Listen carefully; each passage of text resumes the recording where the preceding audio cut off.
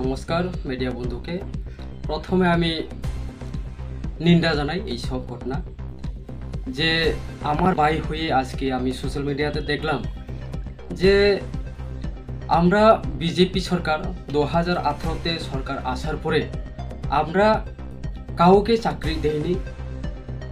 ওই এরকম পয়সা মানুষের থেকে পয়সা কালেক্ট করে সেরকম না করার জন্য আমাদের পুরাতন মুখ্যমন্ত্রী শ্রী বিপ্লব কুমার দেব উনি যার যোগ্যতা আছে তারাই এই চাকরি পাবে বলে ডিক্লেয়ার দিয়েছিল এবং হয়েছে, সেভাবেই হয়েছে।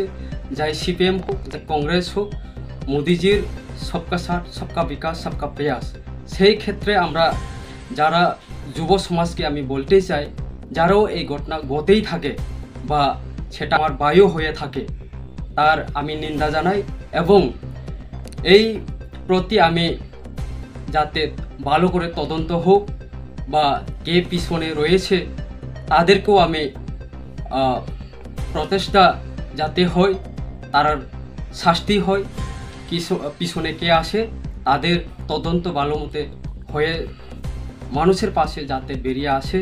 এবং যুব সমাজকে আমি আবারও বলতে চাই যে এই ধরনের যাতে না হয়, যদিও হয়ে থাকে যাতে না হয়।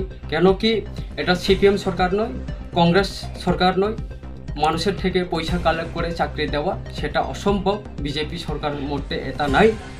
একদম আমি বিড়ম্বভাবে এটা নিন্দা জানাই এবং যে আমার ভাই হয়ে আমি ভাই বলে আজকে মিডিয়াতে এসেছে, কিন্তু সে ভাই আমার তো চেহারা তো ভালো মতো দেখিনি, কিন্তু যদিও আমার ভাই হয়ে থাকে, বড় ভাই হয়ে থাকে, কিন্তু আমি ওই ভাইয়ের সঙ্গে কোনো সম্পর্ক নাই। 2001 থেকে আমাদের সম্পর্ক নেই।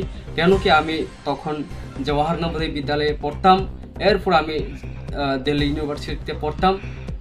আমার ওনার সঙ্গে কোনো সম্পর্ক নেই, আগে ছিলাম, কিন্তু মাঝে মাঝে ওই বাড়িতে আসে, তখনই দেখা হয়, এরপর আমার কোনো দেখা হয় না। ওর সঙ্গে আমার কোনো সম্পর্ক নেই, যদিও হয়ে থাকে।